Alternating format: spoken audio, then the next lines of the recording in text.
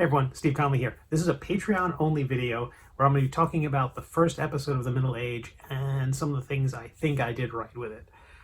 This ties into a YouTube video I'm putting up on my main channel, which is discussing why the first episode of a webcomic is so important. I go into why it's more important than ever before, what the purpose of it serves, and what you can do to make your first episode of your webcomic hopefully stronger, and the things I was thinking about when I put mine together. And so, just for Patreon, we're going to go through my first episode of The Middle Age and what I was trying to do, what I was thinking, and why I still think it works 5 years later. Right away, the webcomic starts with an opening line. I don't use a lot of narration in The Middle Age. Only occasionally have I ever introduced a caption box of any kind. I like the idea of using those. They tend to be a lost art when it comes to comics in general. There's a current feeling about comics that they should emulate film, the filmic experience, and I'm not entirely sure that's true. I really like that these are literature. It's a tool in our toolbox, and to not use it seems like a mistake. So in this case, right out of the gate, I was going to say, okay, I'm going to use it, and I'm going to use it in a way to, in one sentence, hopefully set the tone for the whole thing. So like from the very first bit of text you're reading, you're going to get a sense of what craziness I'm trying to do here. A big inspiration for me in writing this was some of my favorite first lines in fiction. The Hitchhiker's Guide to the Galaxy, Neuromancer, 1984. Those books all have brilliant first lines, and they not only give you a sense of the direction the story's going and the kind of world you're entering, but also the way the story will be told. You know, Neuromancer and 1984 are bleak and disorienting, and The Hitchhiker's Guide to the Galaxy immediately is silly. Those things, right away, if you can indicate to the reader, hey, this is the kind of world we're entering, they can know pretty quickly whether this is the sort of thing they're going to want to get into. And I think the sooner you can prepare the reader for what you're about to deliver, the sooner that they can feel comfortable there. Every story seems to be, at least for me, there's a lot of fun to be had in orienting yourself into the universe that the storyteller is presenting. So trying to figure out how magic works. What world is this? Is this our world? When does it take place? What are the rules? And figuring that out is part of the fun of every new story. I think that's why they've told the Spider-Man origin 3 times in films, because yeah, we know the basic premise, but it's not about the premise, it's about how it's executed and the fun of figuring these things out, usually along with the protagonist. So that's kind of what's happening here in the first page. I know way more thought went into this first page and every other page of the story. I almost promise you, except for where it ends. The last few pages of the story have been in my mind for 6 years now. But this first page, I also really worked again and again and again until it was a place where I thought it could stand on its own and really act as an introduction and hopefully not lose people. Really grab them right from the get-go. So the first panel, we see Quimp from the back, and we see this gigantic skull with a sword in it. And that was a big deal for me. Not only does the caption let you know that there's knights and wizards, and that gives you a sense of what kind of world, what kind of fantasy setting we're going to find ourselves in, but the idea that there's dragons and it was going to be a sword in the stone kind of story, but not a stone, immediately making it different and trying to do something that people haven't seen before, but familiar enough that they could feel comfortable kind of entering into that world. In panel 2, we see the first image of our hero, the front of our hero. We get to see his face a little bit. He's still a very small figure, but I needed to make a lot of room for text. You can see that in this webcomic, at least from the very beginning, I've planned for the text. The lettering is every bit as important as the art. There's also something you may notice in the lettering here, which is something I kind of abandoned because it was so labor intensive. Each letter is bouncing up and down a little bit because I've adjusted the baseline of the lettering. I manually went in there and tweaked a few letters up, a few letters down. So like in the word poorly, the 2 O's aren't sitting side by side exactly identically next to each other. If you're going to hand letter, every individual hand lettered letter is distinct, is different in some way. So when you use a font and the O's are identical, especially when two of the same letter are next to each other on a line, it's really, I like to bounce them a little bit, elevate one just a little bit to add a little bit of variation that the font doesn't provide. I know it's crazy to even get into that amount of thinking about this, but I did that at the beginning, and I've kind of moved away from it just for the sake of my sanity and for time.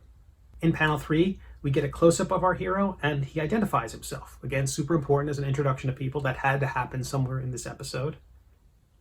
Panel 4 is great for a few reasons. It's got action, the hero falling back. It's a good gag given the kind of bravado that Quimp is leading up to that moment of drawing the sword from the dragon's skull, and he falls back. It's revealing about his character that he's a bit clumsy, and also that things just don't turn out our hero's way. So it was done graphically, more black and white than the rest of the page, to let the reader know that I'll be doing some things that might be not entirely full color the entire way through, that occasionally there will be silhouettes and interesting moments like that. I just like that it was this silent, wordless thing. It's a very wordy comic strip, but there are times where I don't have any words at all, and I let the art speak for itself. And it was all leading up to panel 5. Panel 5 is our hero being stabbed by the Woblade. He's swearing, and he's swearing in that comics Grawlix, in that kind of obscenicon type language of symbols representing, a swear word of some kind, which I love because, as I mentioned before, it kind of future-proofs his profanity. When a person sees that, they immediately insert the word that they think might be the most profane, and so in 30 years, I don't know what that word might be, and I love doing that. It's a very comic-y thing to do. It's the same reason why our hero only has 4 fingers on each hand. It was like, this is a comic. I want to embrace the comic and make it as comic booky and comic strippy and webcomic-y as possible. And then the sword talks, where we get to see that they have their own font. Their word balloons are a little bit different. They're a little wobbly to them, a little more magical.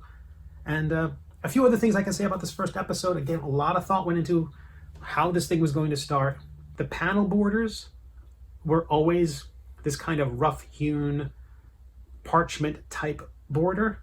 The thinking there was all tying to lettering in comics. And this is a whole other thing to think about. Comic lettering is of a specific type. It looks like it was drawn by hand.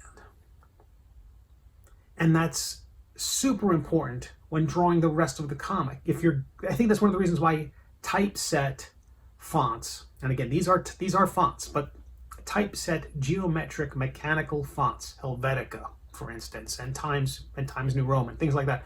Those kind of mechanical fonts don't feel right alongside hand-drawn pictures. They have 2 different sets of DNA. They don't connect. Hand-drawn lettering, comic book lettering, fits with cartooning because they're both created by a human hand. Yes, Helvetica was created by human hands.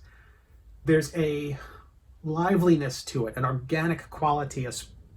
Spontaneity is the wrong word because, again, these are fonts. But there is a liveliness to them. There's a life to them that geometric fonts by themselves don't have. So I also think that because the fonts look hand-done and the cartooning is hand-done, that the borders also couldn't be geometric. They had to have as much life and as much personality as the rest of the comic strip. And so that's why my borders from the beginning have looked like that. It suits the genre, it suits fantasy, it looks like parchment in olden times, but it really was because I wanted this to feel cohesive, that everything felt like that it belonged together. I don't think everybody needs to do that for their first episode, but after doing comics for 20 years and all the influences and all the thinking that's gone into it and all the things I've read and enjoyed and thought about, this is sort of the end result. And I love that this webcomic does what it was supposed to do. That it acts as a perfect spokesperson for the rest of the story. I could hand this webcomic, this episode, on a postcard to somebody and they can get started with the story immediately. It's got jokes in it. Quite a high number of jokes given the few number of panels. It's got a surprise in it. And it starts in the middle. I didn't start with our hero who, losing their sword and being exiled by the king and then wandering through the forest. I definitely could have done that. There was definitely at least one early thought of this, that I would have the hero kind of establishing the quest that they were on the fact that they didn't have a sword, maybe that they would face a monster or something before getting their sword and having to hand-to-hand fight it or escape it or outwit it. But at the end, if people only see one episode, and if I only get one shot at this, and if it, the rug could be pulled out from under me at any time as an independent creator, I don't know, a big bill comes in, or a medical problem, or carpal tunnel comes back. Any of those things can sideline this project. So every page is about, if this is the last thing I do, am I okay with that? And so so if the first episode of this comic was the last thing I did, I would have been happy with it. So that's where it is. That's going through the first episode of The Middle Age. It took way longer to explain it than it does to read it. I hope you found this helpful, maybe informative, maybe insightful. I don't know what. But thank you so much. And thank you for being a Patreon supporter, for making this silly webcomic possible. Behind me, there's a ton of what looks like disorganization, but no, it's organized. It's me putting together the Kickstarter awards, collecting my original webcomic, and the big shipment of books hasn't come in yet, but I'm shipping out a few early, and so yeah, that's why it looks like that madhouse behind me. But thank you all so much. I hope you're safe. I hope you're well, and again, thank you.